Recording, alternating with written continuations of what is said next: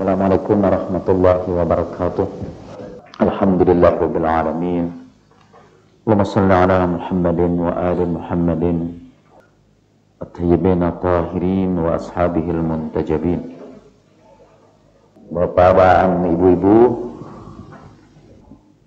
hadis Nabi sallallahu alaihi wasallam yang menyatakan bahwa Tuhan akan menolakkan bencana dunia dari orang yang membaca Al-Quran, dan Tuhan akan menolakkan bencana akhirat dari orang yang mendengarkan Al-Quran.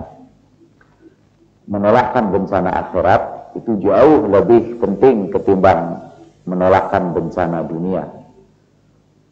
Dalam hadis itu disebutkan bahwa untuk orang yang mendengarkan, Tuhan akan melindungi dia dari bencana pada hari akhirat. Dan untuk orang yang membaca, Tuhan hanya akan melindungi dia dari bencana dunia. Itu menunjukkan bahwa mendengarkan lebih besar pahalanya ketimbang membaca. Di dalam Al-Quran, kata membaca, Iqra misalnya, berkenaan dengan turunnya Al-Quran, itu tidak khusus untuk membaca Al-Quran, tetapi membaca alam semesta. Karena Iqra bismi rabbikal ladzi khalaqal insana min 'alaq. Bahwa perintah khusus untuk membaca Al-Quran itu tidak setegas seperti perintah mendengarkan Al-Quran. Perintah utlu itu hampir semua ditujukan kepada Rasulullah sallallahu alaihi wasallam. Utlu ma uhiya ilaika, bacakan apa yang diwahyukan kepadamu. Watlu alaihim naba ibnai Adam bil haq, bacakan kepada mereka kisah dua putra Adam dengan kebenaran. Perintah untuk membaca Al-Quran tidak setegas perintah untuk mendengarkan Al-Quran. Idza quri'al Quran fastami'u lahu wa ansitu la'allakum turhamun. Apabila dibacakan Al-Quran, dengarkanlah kalian dan diamlah kalian supaya kalian disayangi Allah. Ayat Al-Quran juga surat Al-Muzammil yang menyuruh kita membaca Al-Quran. Bacalah yang mudah dari Al-Quran. Wa idza quri'al Qur'anu fastami'u lahu wa ansitu la'allakum turhamun. Surat Al-A'raf ayat 204. Dua-duanya perintah untuk membaca dan perintah mendengarkan. Tapi perintah mendengarkan disampaikan lebih tegas. Dan dalam sabda Nabi tadi, Nabi menyebutkan bahwa mendengarkan Al-Quran lebih utama ketimbang membacanya. Membaca juga utama, tapi mendengarkan Al-Quran lebih utama lagi. Para ulama-ulama sufi menjelaskan sebabnya mengapa mendengarkan itu lebih utama daripada membaca. Kalau orang membaca Al-Quran, seringkali orang itu sibuk memperhatikan makhraj dan tajwid, sehingga lolos dari perhatiannya keindahan Al-Quran itu sendiri. Kata Imam Al-Ghazali malah dalam Ihya, salah satu hal yang mencegah kita untuk bisa memahami makna Al-Quran ialah kesibukan kita untuk memperhatikan cara mengeluarkan suara yang kita sebut makhraj. Sementara dalam mendengarkan kita tidak disibukkan dengan cara mengucapkan Al-Quran dengan baik. Pusat perhatian kita kepada ayat-ayat Al-Quran itu. Yang kedua, seringkali kalau orang baca Al-Quran sering terselip di dalam hati riya atau sum'ah sebetulnya. Di dalam bahasa Arab, sum'ah ialah keinginan kita untuk menimbulkan kesan yang baik pada para pendengar dengan apa yang kita bacakan. Mungkin bukan bapak-bapak dan ibu-ibu, saya sendiri kalau jadi imam, bacaan Al-Quran saya rada beda kalau saya baca sendirian.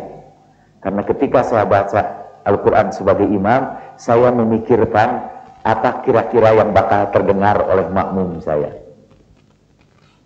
Kadang-kadang masuk riya, tapi orang mendengarkan tidak pernah masuk riya. karena mendengarkan. Dan di dalam Al-Quran yang dipuji juga adalah orang yang mendengarkan. Fabashshir ibadi alladzina yastami'unal qaul. Gembirakanlah hamba-hambaku yang mendengarkan pembicaraan. Itu dari Al-Quran sendiri. Kalau dari contoh-contoh Nabi, beliau sering menyuruh para sahabatnya untuk membacakan Al-Quran kepada beliau. Abdullah ibnu Mas'ud misalnya pernah disuruh membaca Al-Quran. Malas Abdullah bin Mas'ud sampai bertanya begini, kau suruh aku membaca Al-Quran ya Rasulullah, padahal Al-Quran itu turun kepadamu. Lalu Abdullah bin Mas'ud baca belum selesai karena melihat Rasulullah sudah berlinang-linang air matanya. Abdullah bin Mas'ud menghentikan bacaannya. Dulu juga para ulama besar itu biasanya untuk menenteramkan hati mengundang orang untuk membaca Al-Quran dan mereka mendengarkannya dengan baik. Ketika Imam Syafi'i masih kecil, Imam Syafi'i itu terkenal memiliki bacaan Al-Quran yang sangat bagus. Jadi para ulama-ulama di kota Mekah waktu itu sering mencari Imam Syafi'i, dipanggil hanya untuk baca Al-Quran, sampai seluruh pendengarnya menangis karena bacaannya. Dalam mendengarkan Al-Quran itu memang ada berkah, karena Al-Quran disebutkan di dalam ayat-ayat Al-Quran sebagai kitab yang diberkati dan turun pada malam yang diberkati. Inna anzalnahu fi lailatin mubarakatin inna kunna munzirin. Kami turunkan Al-Quran itu pada malam yang penuh keberkahan dan kami sudah memberikan peringatan sebelumnya. Di situ disebut malamnya yang penuh berkah karena turunnya Al-Quran. Tetapi di dalam ayat-ayat yang lain disebutkan bahwa Al-Qur'annya itu yang juga penuh keberkahan. Surat Al-An'am 155, wa hadza kitabun anzalnahu mubarakun fattabi'uhu wattaqu la'allakum turhamun. Inilah kitab yang kami turunkan, dia kitab yang diberkati. Ikutilah dia dan bertakwalah kamu supaya kamu disayangi Allah Subhanahu wa taala. Nah, hari ini kita ingin membicarakan berkah. Apa sebetulnya yang disebut berkah? Mengapa Al-Quran disebut kitab yang diberkati? Dan kita disuruh mengambil berkah dengan mendengarkan Al-Quran. Apa sebetulnya yang disebut berkah itu? Apa saja yang mengandung berkah itu? Dan berkahnya mengalir kepada orang-orang di sekitarnya. Apa yang dimaksud oleh Nabi Shallallahu Alaihi Wasallam bahwa bulan Ramadan itu datang membawa keberkahan. Laqad aqbala ilaikum sahru Ramadana bil barakati wa rahmati wal maghfirah. Sudah datang kepadamu satu bulan yang membawa keberkahan, rahmat dan maghfirah. Kuliah kita sekarang kita akan bercerita tentang berkah. Pada kuliah berikutnya nanti kita akan bicara tentang rahmat, dan kuliah yang terakhir kita akan bicara tentang maghfirah. Rahmat dengan maghfirah itu sering bersama-sama. Seperti misalnya waghfir lana warhamna, berikan maghfirah kepada kami dan berikan rahmat kepada kami. Jadi maghfirah dan rahmat itu seringkali digabungkan, sehingga nama Allah yang berkaitan dengan itu juga sering berdampingan. Ghafur itu berkaitan dengan maghfirah, Rahim dengan rahmat, dan nama itu sering digabung. Innallaha ghafurur rahim. Atau dalam doa Nabi Adam, fa'il lam taghfir lana wa tarhamna lanakunanna minal khasirin. Kalau engkau tidak berikan maghfirah kepada kami dan tidak berikan rahmatmu kepada kami termasuk orang-orang yang rugi. Nah, kita kembali lagi kepada berkah. Apa sih yang disebut berkah itu?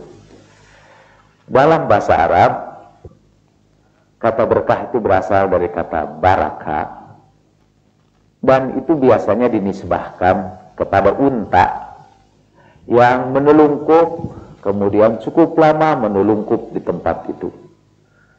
Biasanya mereka menelungkupkan kakinya dengan menyimpan babaknya lebih dahulu. kemudian kakinya mereka tekuk.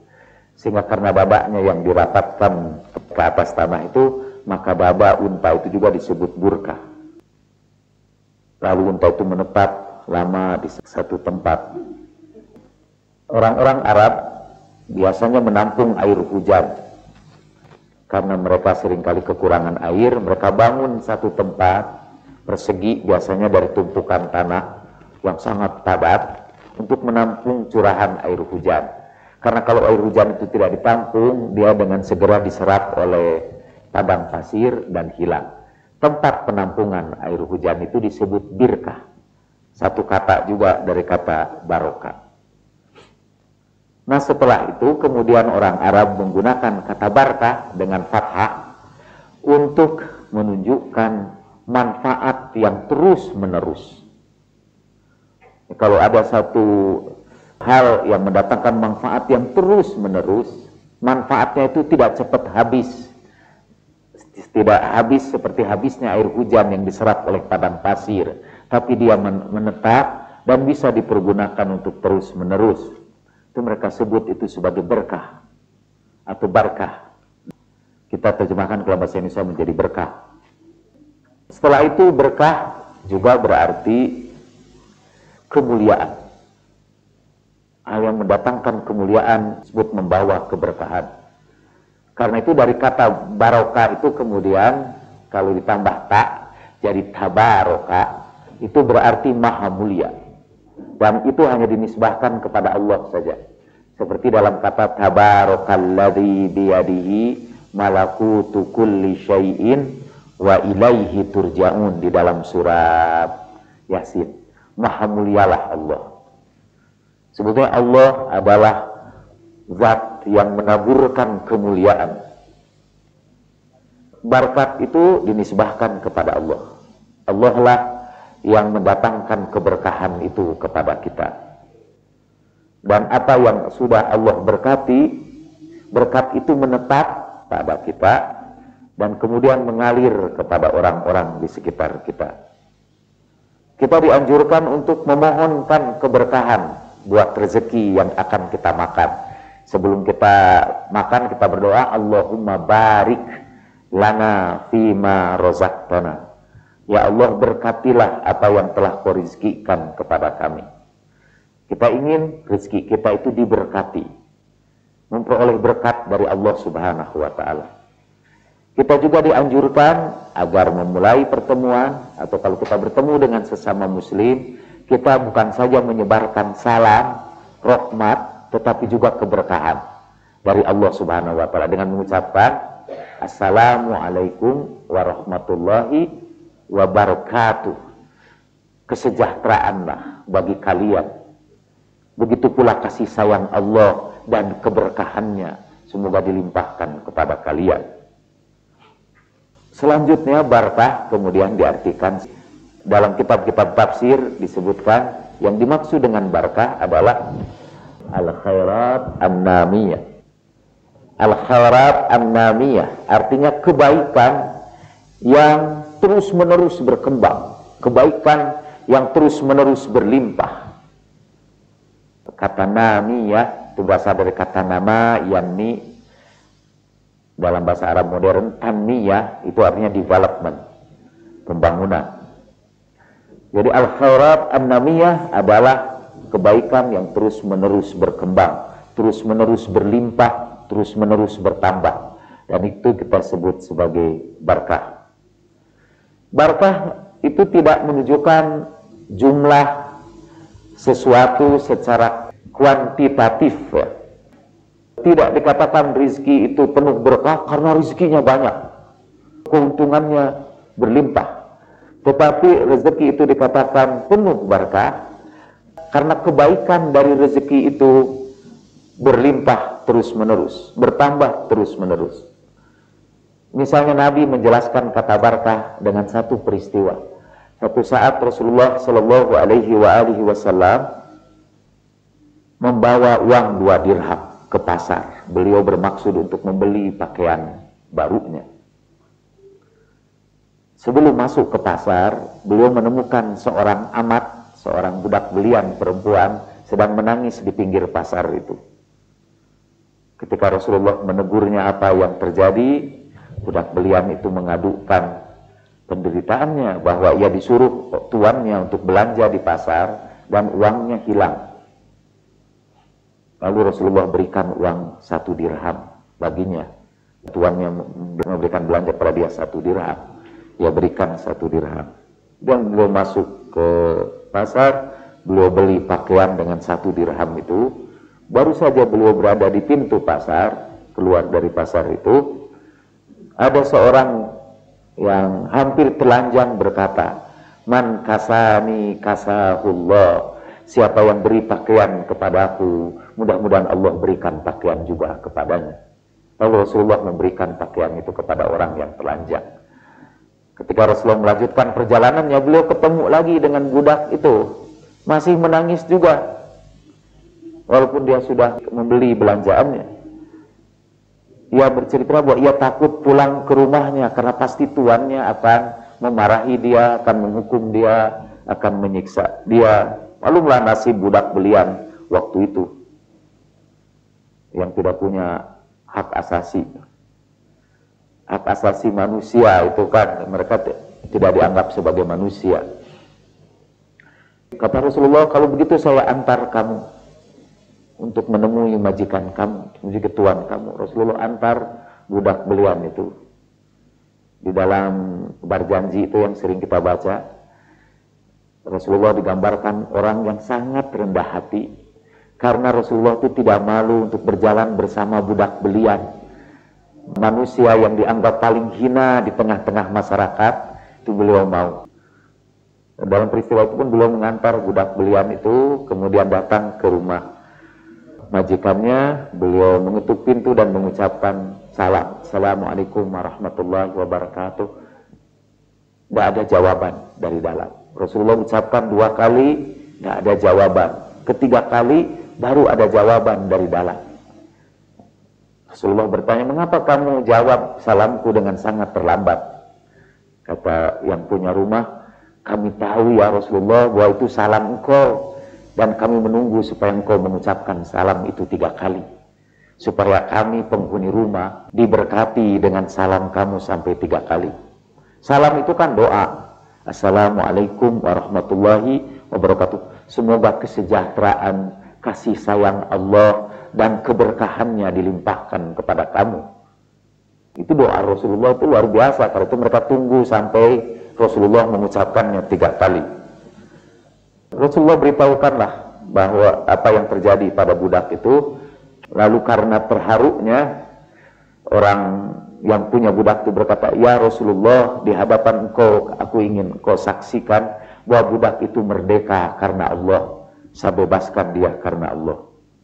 Rasulullah Shallallahu Alaihi Wasallam bersujud syukur dan beliau berkata, "Belum pernah aku menemukan uang 2 dirham yang penuh berkah seperti uang ini. Karena berkat uang 2 dirham ini, orang yang berduka cita dapat dihibur, orang yang telanjang dapat diberikan pakaian, dan budak belian dapat dibebaskan dari perbudakannya." Jadi uang itu hanya 2 dirham, tapi itu dianggap Rasulullah uang yang penuh berkah. Jadi sesuatu itu disebut penuh berkah bukan karena jumlahnya, tetapi karena kebaikannya yang berlipat ganda. Saya malah berpikir, makin kaya kita itu, makin kecil keberkahan rezeki kita itu. Dulu saya tinggal di sebuah perkampungan orang miskin lah, di pinggir rel kereta api. Ketika saya masih miskin dulu. Sekarang saya sudah mulai kaya. Dulu saya memberi pengajian di masjid-masjid kumuh lah. Sekarang saya beri pengajian di Hotel Tanghegar. Dulu saya beri pengajian di hadapan orang-orang yang kumuh juga. Sekarang di hadapan orang-orang yang kaya. Dulu saya sering menyaksikan ketika saya itu tukang beca. Kalau dia pulang bawa goreng pisang itu, goreng pisang yang hanya mungkin seberapalah harganya goreng pisang itu disambut oleh anak-anak itu dengan gembira, dan kayaknya itu dengan goreng pisang saja itu sudah cukup untuk membahagiakan seluruh keluarganya.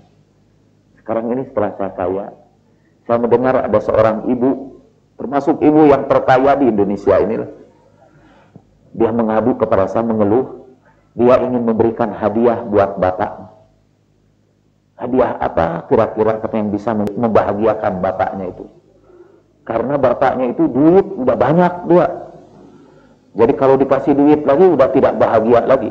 Apalagi dikasih pisang goreng. Dia bingung. Jadi buat tukang beca itu uang yang sedikit itu mengandung banyak berkah. Karena dia bisa membahagiakan sekian banyak orang. Pada orang kaya mungkin itu sudah tidak mendatangkan keberkahan lagi.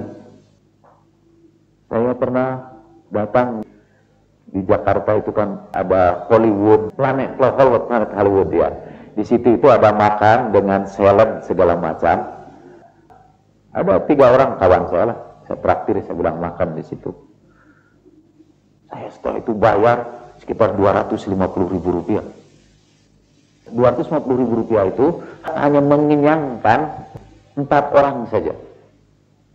Padahal kalau uang 240.000 itu saya berikan kepada tetangga di kampung saya dulu itu, dia akan bisa mengenyangkan mungkin sekampung itu bisa kenyang dengan uang 240.000 itu.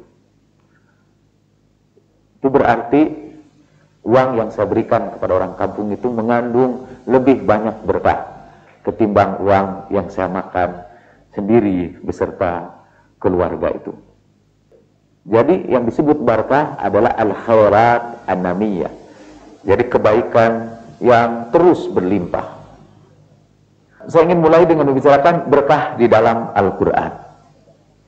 Di dalam Al-Quran disebut beberapa kali kata berkah itu. Kata barokat misalnya. Dalam kata barokat, Al-Quran menyebutnya 2 kali. Misalnya di dalam surat Al-A'raf ayat 96. La fatahna alaihim barakatim minas sama'i wal ard. Lau anna ahlal qura amanu wa taqau la fatahna alaihim barakatim minas sama'i wal ard. Sekiranya penduduk negeri itu iman dan takwa, kami bukakan keberkahan dari langit dan dari bumi. Kemudian kepada Nabi Nuh, setelah Nabi Nuh turun dari perahunya, Tuhan berkata, ihbit bisalamin minna wa barakatin alaika wa ala umamin mimam ma'ak. Turunlah engkau dengan kesejahteraan dari kami dan keberkahan atasmu dan pada umat yang bersama kamu. Kepada Nabi Nuh, setelah Nabi Nuh turun dari perahunya, Tuhan berkata, ihbit bisalamin minna wa barakatin alaika wa ala umamin mimam ma'ak. Turunlah engkau dengan kesejahteraan dari kami dan keberkahan atasmu dan pada umat yang bersama kamu. Dalam Al-Quran disebut dengan kata barokat. Juga orang yang diberkati di dalam Al-Quran disebut mubarak. Yang diberkati itu mubarak. Tadi saya sebut hadza kitabun anzalnahu mubarakun. Inilah kitab yang kami turunkan yang diberkati. Inna anzalnahu fi lailatin mubarakatin. Kami turunkan Al-Quran pada malam yang diberkati, yaitu malam Qadar. Nah, malam Qadar itu juga disebut malam yang penuh berkah karena amal yang kita kerjakan di situ itu dilipat gandakan kebaikannya. Seperti pernah kita sebutkan kemarin itu. Amal di situ itu 1 malam sama nilainya dengan amal 1000 bulan, 83 tahun lebih beberapa bulan. Karena itu malam itu disebut malam penuh berkah. Bulan puasa disebut bulan yang penuh berkah karena kebaikan yang kita lakukan di bulan Ramadan itu dilipat gandakan Tuhan lebih dari biasanya. Malam Qadar itu malam yang sangat utama, sampai keberkahannya itu Nabi pun tidak mengetahuinya. Sampai Tuhan berkata, wa ma adraka ma lailatul qadr. Tahukah kamu Muhammad apa malam Qadar itu? Karena besarnya keberkahan itu. Salah satu di antara keberkahan puasa, seperti pernah saya katakan kemarin, Apa yang dahulu tidak mendatangkan pahala apapun kepada kita, di bulan Ramadan itu memberikan pahala. Seperti bernapas di bulan Ramadan itu. Di luar bulan Ramadan, nafas kita tidak dihitung sebagai amal soleh. Di bulan Ramadan itu nafas kita disebut sebagai amal soleh. Anfasukum fihi tasbih, kata Tuhan. Nafas kamu di bulan ini dihitung sebagai tasbih. Kemudian tidur saja kan dihitung ibadah. Naumukum fihi ibadah. Tidur kamu dihitung sebagai ibadah. Walaupun tentu ada tingkat meningkatnya ibadah itu. Membaca Al-Quran ketika bangun itu ibadah juga. Tidur itu pun dihitung ibadah. Tapi udah jelas bangun sambil membaca Al-Quran, nilainya lebih tinggi, ibadahnya lebih tinggi ketimbang ibadah dalam keadaan tidur. Dahulu pernah murid-murid seorang guru sufi bertengkar mana yang lebih utama, tidur atau bangun. Sekelompok murid itu mengatakan tidur lebih baik, karena dalam tidur itu kita terhindar dari perbuatan maksiat. Dalam tidur kita tidak pernah mempergunjingkan orang lain. Di dalam tidur kita tidak pernah berbuat kemungkaran. Kata yang satu. Dulu itu ada seorang raja memanggil seorang darwis, seorang sufi, minta nasihat. Amal apa yang paling utama yang harus aku kerjakan sebagai raja? Kata sufi itu, tidur baginda. Sebab ketika baginda tidur, rakyat beristirahat dari penindasan baginda. Jadi rakyat terhindar dari gangguan baginda. Sebagian sufi itu berpendapat mendingan tidur. Yang satu lagi berpendapat lebih baik bangun. Karena ketika bangun kita bisa melakukan berbagai macam peribadatan. Ketika bangun kita bisa mencari nafkah yang halal. Ketika bangun kita bisa sholat. Dan tidak sah sholat kan dalam keadaan tidur. Datanglah kepada kiainya, mana sebetulnya yang lebih baik, tidur atau bangun? Dan kiainya itu menjawab pendek aja. Orang yang menganggap tidur lebih baik, sebaiknya memilih mati ketimbang hidup. Artinya kalau menganggap bahwa tidur itu bagus, mati aja kan. Karena kalau orang itu mati, dia terhindar dari maksiat, dia terhindar dari berbuat kemungkaran, terhindar dari mengancam orang lain. Sudah mati tidak bakal nyingsienan orang lain ya. Itu hanya orang saja yang menganggap bahwa orang yang mati itu nyingsienan mereka. Mereka sendiri sebetulnya tidak proaktif untuk menakut-nakuti kita.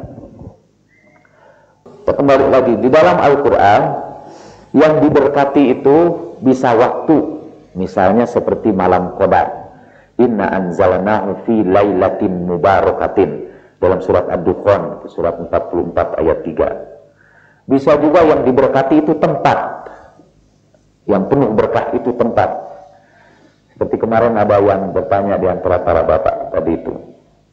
Tentang Nabi Musa yang dipanggil Tuhan di sebuah semak belukar.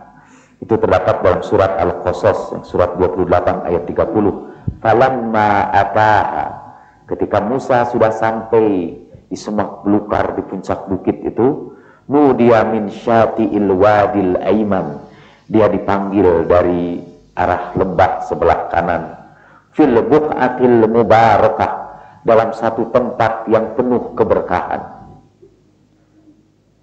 minas syajarah, berupa sebuah pohon. Ayya Musa, inni anallahu rabbul alamin. Hei Musa, akulah Allah, Tuhan semesta alam. Jadi ada tempat yang diberkati. Seperti tempat ketika Musa berjumpa dengan Allah Subhanahu wa ta'ala. Ketika Allah bercakap-cakap dengan Nabi Musa, Tuhan menyebut tempat itu sebagai buq'ah mubarakah, tempat yang penuh keberkahan. Mekah disebut juga sebagai tempat yang penuh keberkahan. Dalam surat Ali Imran, surat 3 ayat 96. Inna awwala baitin wudi'a linnas lalladzi bi Bakkata mubarakan wa hudan lil alamin. Sesungguhnya rumah pertama yang dibangun untuk manusia adalah yang di Mekah, yang diberkati, yang jadi petunjuk bagi seluruh alam. Nah, Mekah itu tempat yang diberkati. Karena itu kita menyebut Makkah al-Mukarramah, Mekah yang dimuliakan. Karena tadi saya sudah sebut berkah itu juga berarti kemuliaan. Kalau Madinah kita sebut Munawwar, yang dicerahi, yang disinari. Sebetulnya itu tempat diberkati juga. Dan Masjidil Haram itu dianggap tempat yang diberkati. Dalam Al-Quran juga disebutkan bahwa tempat yang diberkati itu adalah tempat ketika orang berjumpa dengan Allah Subhanahu wa Ta'ala, tempat itu diberkati. Karena itu semua masjid yang ada di dunia ini itu tempat yang penuh keberkahan. Karena di masjid itulah kita berjumpa, berdialog dengan Allah Subhanahu wa Ta'ala. Yang kedua juga tempat yang diberkati itu di dalam Al-Quran ialah tempat-tempat yang pernah didatangi Rasulullah Shallallahu Alaihi Wasallam. Kedatangan Rasulullah itu menyebarkan keberkahan. Seperti dalam ayat pertama surat Bani Israel.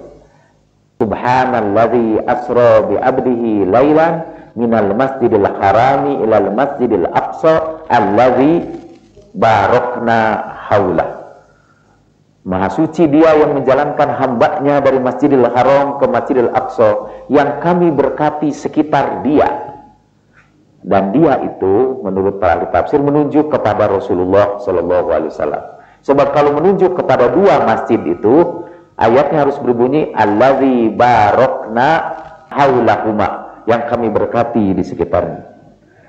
Malam atau tempat itu diberkati karena ada peristiwa yang terjadi pada malam atau tempat itu. Mekah itu diberkati karena itu tempat yang pernah didatangi Rasulullah SAW, pernah diinjak oleh para nabi sejak Ibrahim. Menurut tarikh di sekitar Ka'bah itu, yang di tempat ketika kita tawaf, di bawahnya itu dikuburkan ratusan para nabi. Karena itu tempat itu menjadi tempat yang diberkati.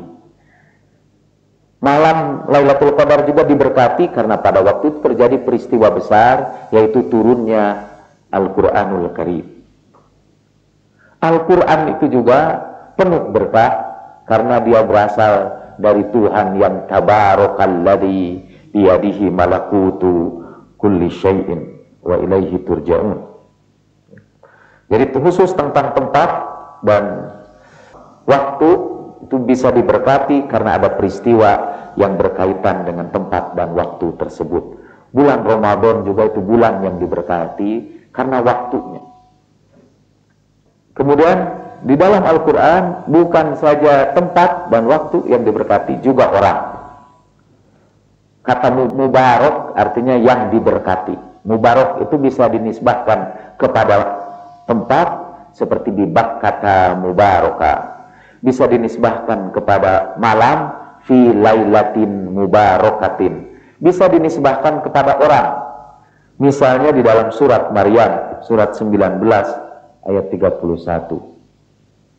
Ketika Nabi Isa alaihi salam pada waktu kecil ditanya orang-orang. Waktu itu Siti Maryam lagi puasa bicara. Jadi ketika orang pada heran kenapa Maryam membawa anak kecil itu, Maryam hanya menjawab, aku sudah bernazar kepada Tuhan untuk melakukan puasa bicara. Aku tidak mau bicara kepada siapapun. Kemudian setelah itu, kemudian Nabi Isa surat 19 ayat 31. Ya ukhta Harun ma kana abuki imra'a saw'in wa ma kanat ummuki baghiyya.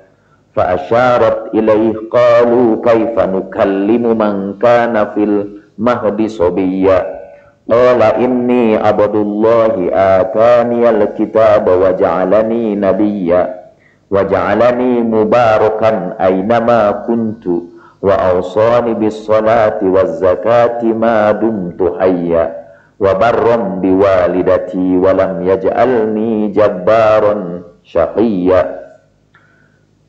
Wahai saudara Harun, ibu bapakmu bukanlah orang jelek, dan ibumu juga bukan seorang perempuan durhaka.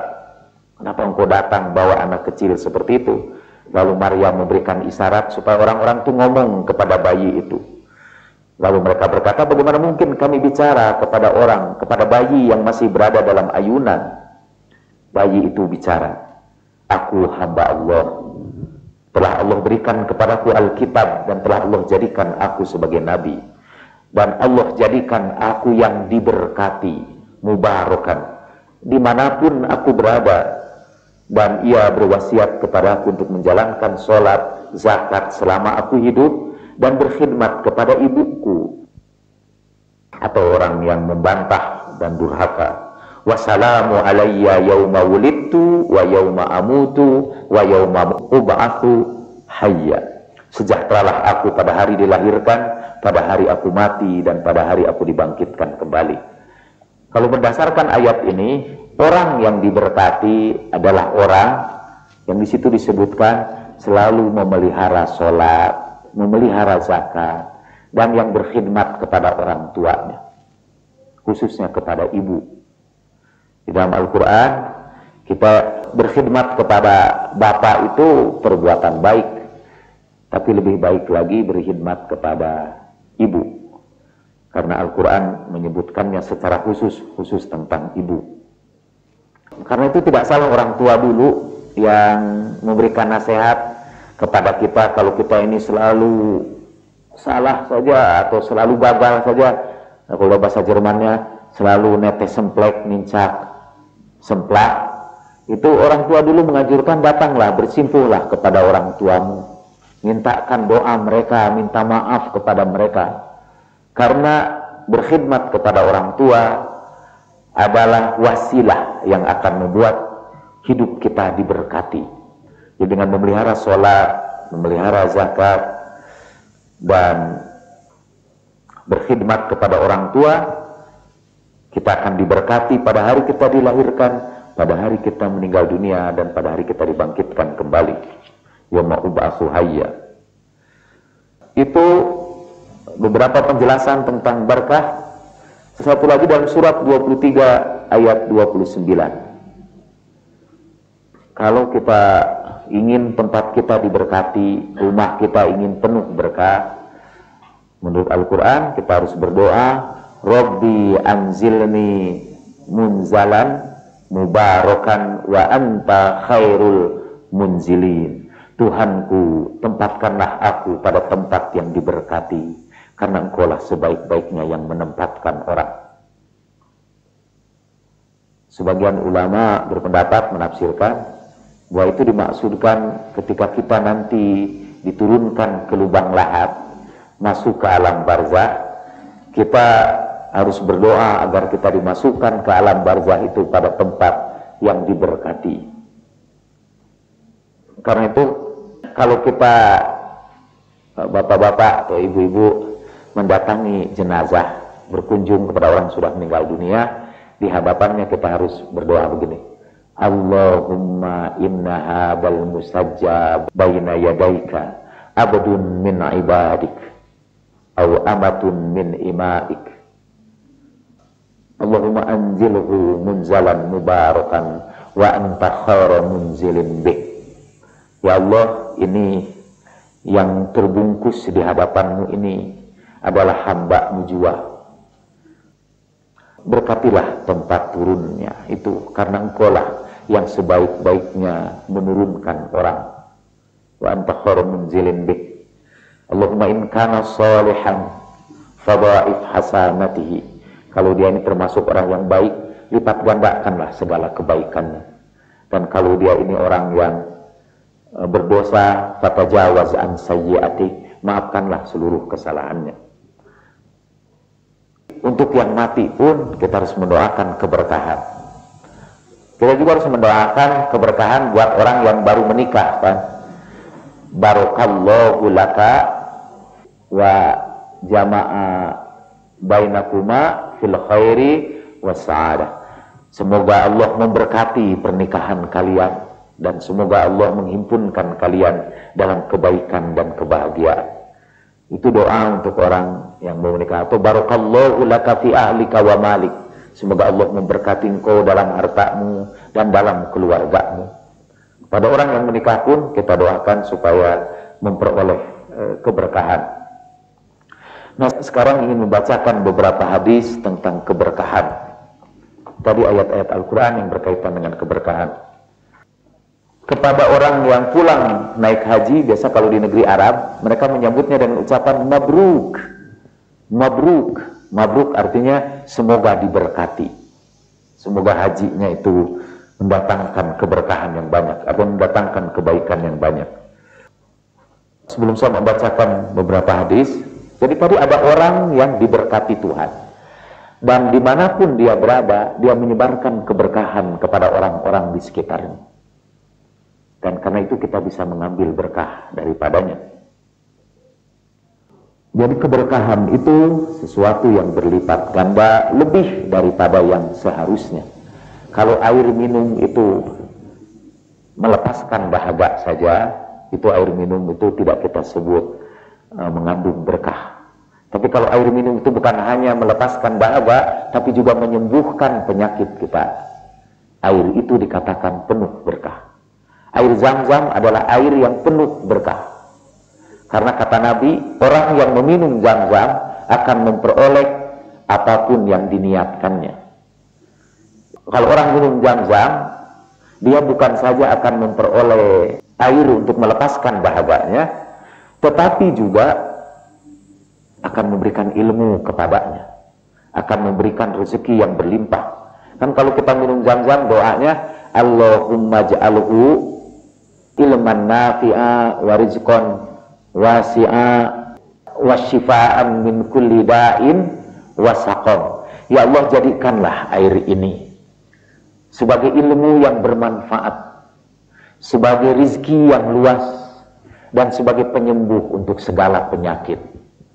Kata Nabi SAW, air Zam-Zam itu mendatangkan keberkahan sesuai dengan niat orang yang meminumnya. Pada orang munafik tidak akan percaya dengan keberkahan Zam-Zam. Jadi kalau ada di antara kita yang tidak percaya kepada keberkahan Zam-Zam, istighfar sekarang di bulan Ramadan. Khawatir di malam Qadar kita dimasukkan pada kelompok orang-orang munafik. Nabi juga menganjurkan kalau kita minum Zam-Zam, kita harus meminumnya sampai kenyang. Karena masih kata Nabi juga, orang munafik katanya tidak bisa sanggup minum air Zam-Zam sampai kenyang. Saya baru baca hadis itu beberapa waktu yang lalu, ketika saya menulis buku Rindu Rasul. Dan selama ini hampir setiap tahun saya pergi ke Mekah, dan saya tidak pernah minum air Zam-Zam sampai penuh. Saya juga bertobat, jangan-jangan saya munafik. Nanti saya kalau tahun ini saya berangkat haji lagi, satu kali akan saya minum sampai kenyang. Setelah itu tidak, tapi yang pertama itu untuk menghapuskan kemunafikan. Nabi SAW itu mendatangkan berkah. Berkah itu menyebar kepada sekitarnya. Haulahu itu, barokna haulahu, menyebarkan keberkahan di sekitarnya. Nabi SAW saya bersabda, ada sekelompok orang yang sangat dekat dengan Allah Subhanahu wa Ta'ala, yang jumlahnya itu tertentu. Kalau ada seorang mati, Tuhan datangkan penggantinya. Abdalallahu makana, Allah berikan pengganti seorang lagi. Jadi jumlahnya itu selalu sama. Mirip di masyarakat Baduy itu, kalau Baduy yang di dalam, jumlah keluarganya itu selalu sama. Dan kalau ada yang meninggal, ya harus ditambahkan dari Baduy luar satu lagi, supaya jumlahnya itu selalu sama. Nah, ada orang yang sangat dekat dengan Allah Subhanahu wa Ta'ala, kata Nabi. Hadis ini bisa dibaca dalam tafsir Ad-Durrul Mansur, tulisan Jalaluddin As-Suyuti, ketika beliau menjelaskan alladzina yu'minuna bil ghaib, ayat-ayat yang awal dari surat Al-Baqarah. Lalu Nabi berkata, karena mereka lah Allah menurunkan air hujan, karena mereka lah Allah menghindarkan bencana, karena mereka lah Allah menghidupkan dan mematikan. Sampai Abdullah bin Mas'ud, sahabat Nabi, agak berat menerima ucapan Nabi itu. Bagaimana mungkin, karena mereka Tuhan menghidupkan dan mematikan. Lalu Rasulullah menjelaskan, kalau ada seorang yang zalim, didoakan oleh mereka untuk mati, mereka mati. Kalau ada orang yang sakit, kemudian mereka datang, Tuhan sembuhkan karena kedatangan mereka orang yang sakit itu. Dan kalau mereka datang di satu tempat, Tuhan hindarkan 70 bencana dari tempat itu karena kehadiran mereka. Lalu para sahabat bertanya, bagaimana mereka mencapai derajat yang setinggi itu? Rasulullah bersabda, mereka mencapai derajat itu bukan karena banyaknya sholat, saum, dan hajinya. Mereka mencapai kedudukan itu karena dua hal. Satu, kebersihan hatinya terhadap sesama kaum muslimin, dan kedermawanannya. As-sakhawatu wan nasihatu lil muslimin. Nah, orang yang soleh begitu itu mendatangkan berkah kepada orang-orang di sekitarnya. Karena itu Nabi berkata, usahakanlah agar makan makanan kamu itu orang-orang yang soleh. Kalau bisa, undanglah orang-orang soleh itu ke rumah kita untuk memberkati rumah kita itu.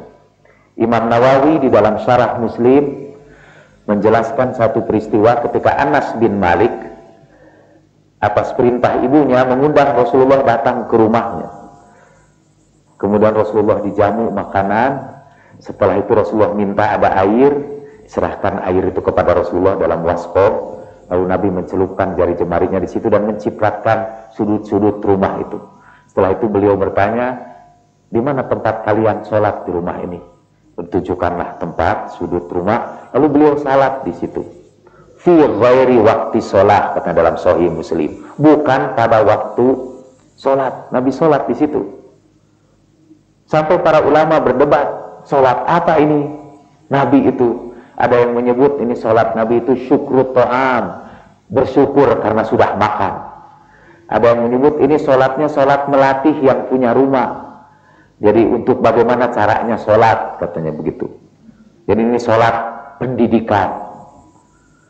Tapi kata Imam Nawawi, hadhihi hujjatun liman tabarroka bi'athari sholihin. Ini adalah dalil yang menjelaskan dianjurkannya kita mengambil berkah dari kedatangan orang-orang yang saleh. Jadi karena dulu pun para sahabat mengambil berkah dari kedatangan Nabi, sepeninggal Nabi kita bisa mengambil berkah dari orang-orang yang saleh. Jadi sekarang ini kalau punya rumah, minta orang saleh datang ke rumah kita, suruh ini. Walaupun seperti kemarin Bapak bilang, ada sulit juga cari orang saleh itu. Ya. Tapi dengan tadi itu, innamal a'malu binniyat, sesuai dengan yang kita niatkan. Apa hal-hal yang menyebabkan datangnya keberkahan di dalam kehidupan kita? Saya hanya mengambil beberapa hadis saja. Bil adli tatadha'aful barakat, karena keadilan keberkahan akan berlimpah. Jadi kalau kita menegakkan keadilan di rumah atau di negara, Tuhan akan bukakan keberkahan dari langit dan dari bumi. Lalu saya bacakan satu lagi, hal-hal yang menghilangkan berkah, yang bisa menghapuskan keberkahan. Itu sudah jelas, dosa apapun itu akan menghilangkan keberkahan. Sebagai tandingannya, dosa itu menimbulkan laknat, dan laknat juga menyebar. Sama seperti berkah, laknat juga menyebar. Bahkan satu tempat yang pernah dilaknat Allah, itu laknatnya menetap kadang ratusan tahun setelah itu. Pada peristiwa perang Tabuk, ketika Nabi berangkat perang, sampai di satu tempat yang dahulu bangsa Ad dan Tsamud di situ dilaknat Tuhan karena kemaksiatannya. Para sahabat berhenti di situ. Ada yang mulai masak, menjerang air, ada yang membuat roti. Begitu Rasulullah datang, kata Rasulullah, asri'u, cepat kalian meninggalkan tempat ini, karena tempat ini adalah tempat yang terkutuk. Rasulullah malah melarang orang salat di tempat itu. Jadi karena walaupun sudah ratusan tahun, itu laknatnya menetap di situ. Sama seperti keberkahan juga, walaupun sudah ratusan tahun, sudah lebih dari 1000 tahun kita ditinggalkan Rasulullah, tempat yang pernah didatangi Rasulullah itu adalah tempat yang mengandung keberkahan. Kuburan Nabi adalah kuburan yang penuh berkah. Tidak ada salahnya kita mengambil berkah dari kuburan itu. Kemudian jadi semua maksiat itu akan menghilangkan berkah. Seperti dalam surat Al-A'raf itu ayat 96. Sekiranya mereka beriman dan takwa, kami bukakan keberkahan dari langit dan bumi, tapi mereka mendustakan dan kami siksa mereka karena perbuatan mereka. Keberkahan itu hilang. Di dalam hadis, satu lagi hadis yang saya baca, Pak, arba'un la tadkhulu baitan wahidatan minhunna illa kharaba wa lam yu'ammar bil barakah. Ada 4 hal yang kalau 4 hal itu masuk ke sebuah rumah, salah satu saja di antaranya masuk ke rumah tangga kita, Tuhan akan menghilangkan keberkahan dari rumah tangga kita itu. Satu, al-khiyanah, pengkhianatan, pelanggaran janji.